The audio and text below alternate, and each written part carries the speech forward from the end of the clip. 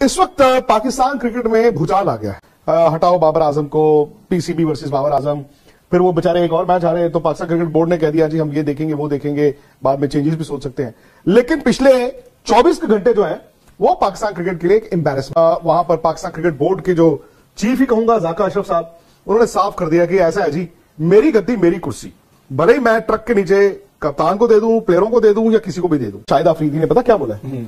उन्होंने कहा घटिया काम है इंतजाम जो कि, तो उन पर इल्जाम यह था कि एक प्लेयर्स मैनेजमेंट कंपनी है जिसमें उनका 25% स्टेक है, मोहम्मद रिजवान का भी है और 6-7 प्लेयर उन्होंने साइन किए हुए थे उसी कंपनी ने। आज इंतजाम को बुलाया जाका अशरफ साहब ने, इंतजाम को बोला कि जी हम 5 बंदों की कमेटी बना रहे हैं। इंतजाम ने कहा मैं रिजाइन कर देता हूं। इंतजाम ने यह कहा है कि मेरा जो रेजिग्नेशन है वो सस्पेंडेड रेजिग्नेशन है। सामने पाकिस्तान क्रिकेट बोर्ड में इस वक्त एक बोंचाल की सी कैफियत है। बाबर आजम की चैट लीक पर एक नया बवाल खड़ा हुआ, जिसके बाद एक कंपनी का स्कैंडल निकलकर सामने आया जिसमें चीफ सेलेक्टर और खिलाड़ियों के नाम सामने आए। जाका अशरफ पर बड़ी तनकीद हो रही है और गुज़श्ता रोज मुलाकात के लिए वक्त न मिलने की वजह से चीफ सेलेक्टर इंजमामुल हक ने भी इस्तीफा पेश कर दिया है। यानी कि जिस तरह पाकिस्तानी क्रिकेट टीम की कारकर्दगी रही, इसी तरह बोर्ड के अंदर भी उथल पुथल का एक नया दौर शुरू हो चुका है। पाकिस्तान के सोशल मीडिया पर जाका अशरफ को शर्म दिलाने के लिए शेमा न्यूज जाका अशरफ के ट्रेंड्स चलाए जा रहे हैं। बाबर आजम के साथ इजहार यकजहती भी की जा रही है कि बोर्ड ने यानी जाका अशरफ ने सिर्फ और सिर्फ अपने ऊपर से मट्टी झाड़ने के लिए बाबर आजम की चैट लीक की है। इस सारे मामले पर अब विक्रांत गुप्ता ने खुलकर अपना एनालिसिस पेश किया है, जो कि आज की इस वीडियो में आपको दिखाएंगे। न सिर्फ पाकिस्तान में बल्कि भारत में भी जितने भी सहाफी हैं वो इसे घटिया हरकत करार दे रहे हैं। बाकी सहाफियों की जुबानें भी आपको सुनाएंगे कि किस तरह एक बेहुदा हरकत की गई। पर्सनल चैट को लीक करके शाहिद अफरीदी हो पाकिस्तान के अंदर, बाकी वकार यूनस हो या और भी जितने भी लेजेंड्स हैं क्रिकेट के, हत्ता के जब चैट लीक की गई तो उस वक्त प्रोग्राम में मौजूद अजहर अली ने भी फौरी तौर पर उस पर एतराज उठाया था कि आप बाबर आजम की इजाजत के बगैर कैसे उसकी चैट को सामने ला सकते हैं, पब्लिक कर सकते हैं। बहरहाल विक्रांत गुप्ता ने जबरदस्त क्लास ली है जाका अशरफ की और ये तक कहा है कि अगर पाकिस्तान यहां से भी सेमीफाइनल तक पहुंच जाता है तो फिर इन लोगों का क्या हाल होगा। आइए आपको दिखाते हैं विक्रांत गुप्ता का इस बारे में एनालिसिस।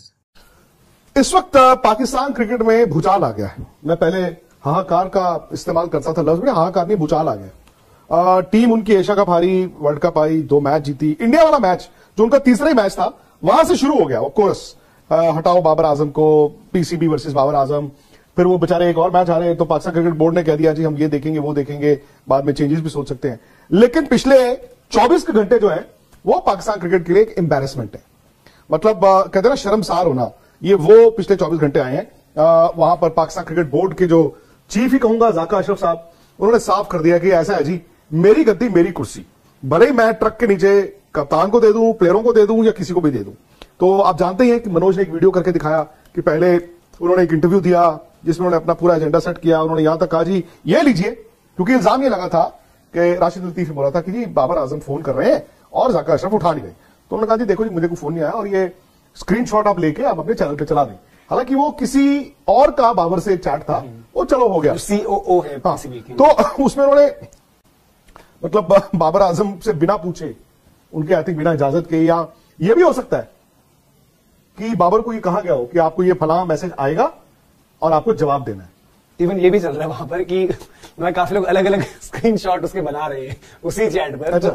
अब वो ही पता नहीं कितना सही है कितना गलत है। क्या वो जो उन्होंने दिया वो सही है? No doubt. कल तो बाबर आजम से, चलो हमें नहीं पता वो हो गया, क्या होता है सवाल जवाब उनसे, फिर अब ये तो बाबर से तो आज सवाल होना चाहिए था ना, अगर वो आज प्रेस कॉन्फ्रेंस, आज प्रेस कॉन्फ्रेंस पता नहीं क्या रहा, मैंने आज फॉलो करी। कल उनके लिए मस्ट विन मैच है, मतलब मस्ट बांग्लादेश। कल तो पाकिस्तान जीत जाएगा, अपने देश से बचने के लिए मस्ट विन है। कल पाकिस्तान बच जाएगा, जीतेगा। वर्ल्ड कप का कुछ नहीं है, उनको मस्ट विन अपने लिए बचना। लेकिन आज क्या हुआ, फिर एक और खबर चली रही थी पिछले कुछ दिनों से कि जी वो कॉन्फ्लिक्ट ऑफ इंटरेस्ट है। इंजमाम जो कि 7 अगस्त को इसी साल चीफ सेलेक्टर बनाए गए थे, तो उन पर इल्जाम यह था कि एक प्लेयर्स मैनेजमेंट कंपनी है जिसमें उनका 25% स्टेक है, मोहम्मद रिजवान का भी है और 6-7 प्लेयर उन्होंने साइन किए हुए थे उसी कंपनी ने।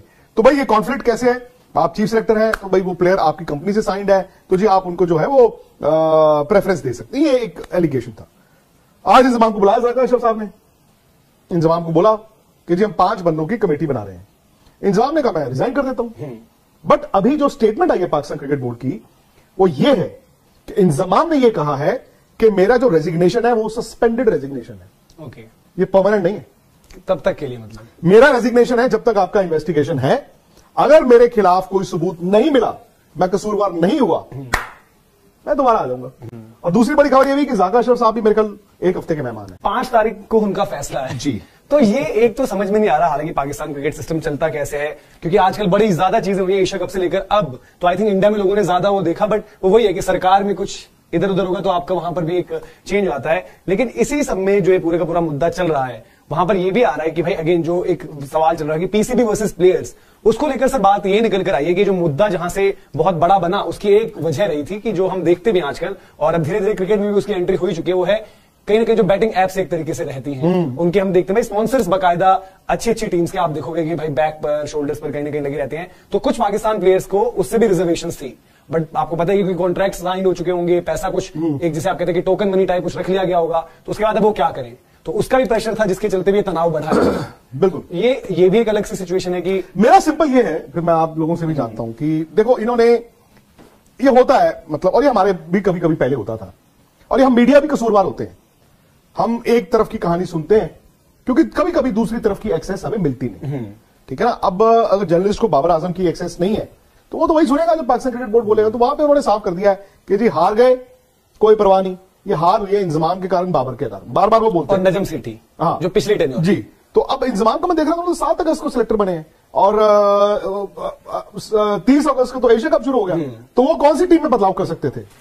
वो तो भाई जब आप आए हो तो आपकी जो कप्तान और कोच मांगेंगे आपको तो वही टीम देनी पड़ेगी। और पाकिस्तान में कौन सा ऐसा मतलब 40 प्लेयर बाहर बैठे थे जो वर्ल्ड कप की टीम में चुने नहीं गए? नहीं, इसके लिए भी जाकिर अशरफ ने नजम सेठी के टेन्योर को ही दोषी एक प्लेयर के पीछे 40 हमारे टाइम पर उन्होंने बोला कि जब आपको याद होगा कि 10-11 साल पहले जब मैं था पावर में और जिस तरीके से था, तो हमारे पास हर प्लेयर के पीछे 6-7 बैकअप थे। आप यहां पर कोई था ही नहीं, क्या करते? और दूसरा अगर कर भी देते तो अगर हम करते तो ये लोग बोलते पूरा ठीक रहा हमारे। कल का जो वाकया है ना उस पर शाहिद अफरीदी ने पता क्या बोला है? उन्होंने कहा घटिया काम है, उन्होंने घटिया काम है ये चीज हो रही है। कल का जो वाकया हुआ है इसमें सर वही चीज है ना, जैसे हम कहते हैं कुछ कुछ चीजें अब ये कोई फैन करता, कोई XYZ करता, कुछ फर्क नहीं पड़ता। द मोमेंट आपका क्रिकेट बोर्ड और आपके जो एडमिनिस्ट्रेटर्स हैं वो यहां पर करते हैं, तो आप पहले उसको इंडिविजुअल को देखते हो, देन आप पीसीबी देखते हो, देन आप पाकिस्तान एज अ नेशन भी देखते हो। तो ये आप एक तरीके से अपने देश के लिए एक एम्बेरसमेंट वाला काम कर रहे हो, क्योंकि देखो जब बात ट्रेवल करेगी ग्लोबल मीडिया में, जैसे हम अपने लिए भी कह रहे थे कभी कभी कि जो यार हम शायद वर्ल्ड कप की होस्टिंग को लेकर बात कर रहे थे और उसमें क्योंकि एडमिनिस्ट्रेशन फ्रंट पर कुछ दिक्कतें थी, तो आप एज अ नेशन भी वहां पर आते हो, तो वो सेम चीज वो कर रहे हैं कि भाई ठीक क्रिकेट फ्रंट पर तो आपका हो ही रहा है कि जो परफॉर्मेंस नहीं आ रही उसकी वजह से क्रिटिसिज्म हो रहा है, बातें हो रही है, बट एज अ नेशन भी आप उतनी ही एम्बेरसमेंट बुला रहे हो जिसकी शायद इस वक्त पर जरूरत नहीं थी। जो उनकी प्रेस रिलीजेस आई हैं, जो उनके स्टेटमेंट्स आए हैं, जो उनके इस वक्त इंटरव्यूज आ रहे हैं, उसकी कोई जरूरत है नहीं जो आप कर रहे हो बखेड़ा। इसमें एक चीज और है ना जो चल रहा है इस समय की सैलरी वाला इशू, कि भाई आप 5 महीने की सैलरी जो है वो उधर से लीक हुआ है, वो प्लेयरों की तरफ से